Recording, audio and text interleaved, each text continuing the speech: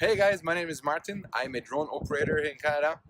I want to talk to you guys today about using ND filters when shooting in bright settings, like a sunset, for example. I was hired a week ago to do a drone shot of a sunset for a client's property, and I wanted to go over what settings we used and what I did, what filters I used, and how you can do that if you want to have better quality photos when you have lots of light coming into the drone.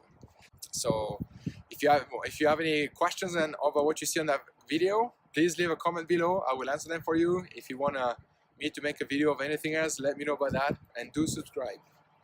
So today we're using the DJI neutral density filters. It's a set of 4 that comes in here. We're going to use them with our DJI Mavic Pro.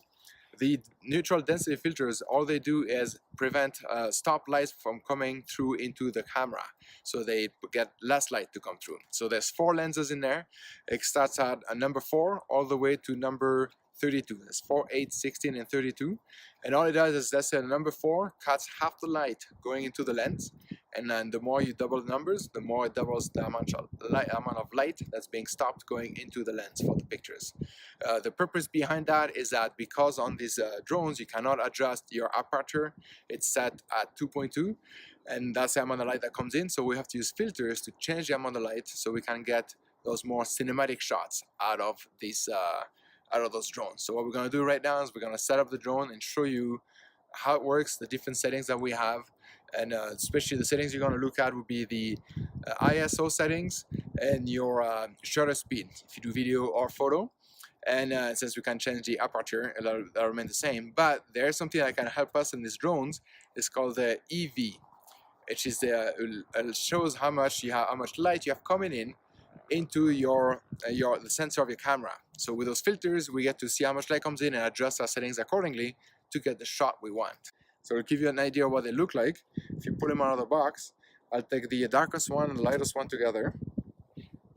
And as you can see, the dark one is really dark, but the lighter one lets more light through. And that's how we get to decide which we're going to put on, depending on how much light we have with the sun.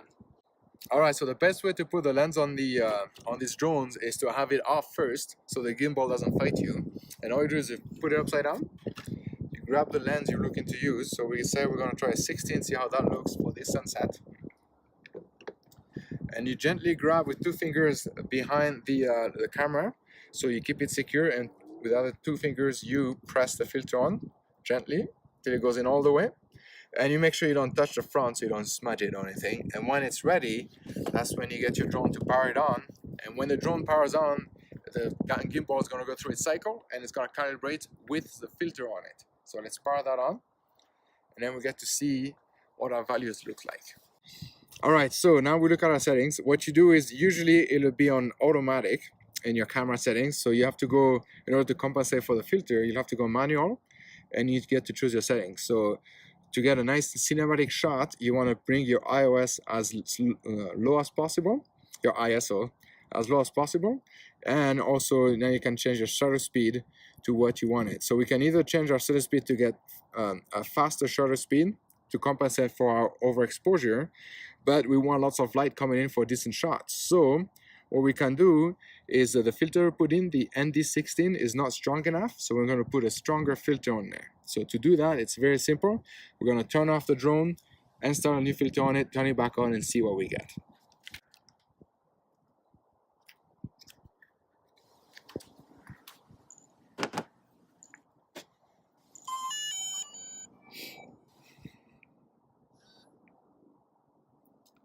Alright, so the drone now is going through its startup settings.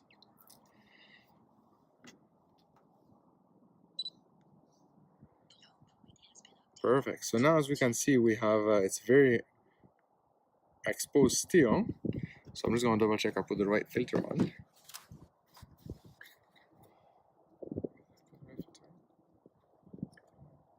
I did. Oh no, I didn't. That's fine.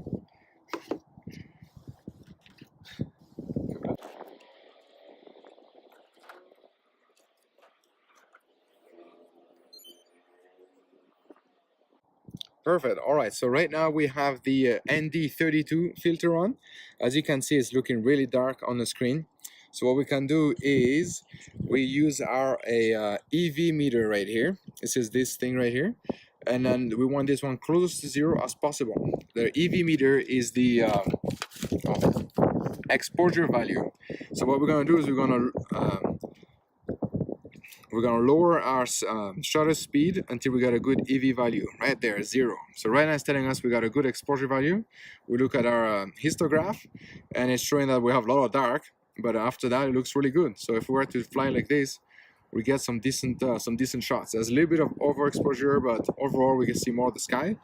So now we're gonna do a picture with this setting on, and we're gonna do a picture with no filters on, and we're gonna show you guys the side-by-side between ND filter and no ND filter. So here we go. Alright, so we're about to take off the drone to do those nice sunset shots. First thing we gotta do in Canada when you fly a drone is make sure the airspace you're in is actually the proper airspace to fly a drone. So right now we're in Class G airspace, which is non-controlled airspace, and also Canada has a interactive map for you to see where you can and cannot fly a drone. The link posted in our comments below so you can have access to it too. And another thing is we cannot fly over people without their permission. So there's somebody with a dog right there. We asked if it was okay if we could fly near them with a drone, if it's okay with the dog, right? Because we're not scared of the dog. They told us everything is fine, so we're good to go. Now we're gonna fly and we're gonna take off and do a few shots.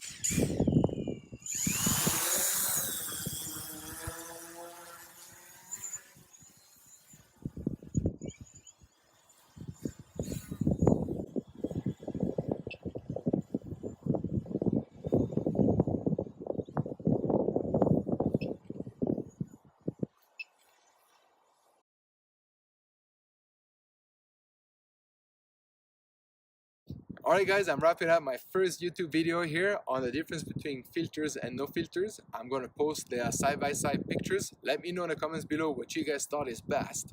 And then just to let you know, I really enjoy doing this. So if you guys have any other topics that you guys want to see, I'm willing to do that for you guys. Another little background about me, since that's my first video, is that I've been flying drones professionally for 3 years now for hire. People hire me to do photos and videos for them. So if you have any questions on regulations, on drones, on different settings I use, do put a comment below. I'll make a video about it. And if you like what you see, do subscribe. And I'll see you guys next time.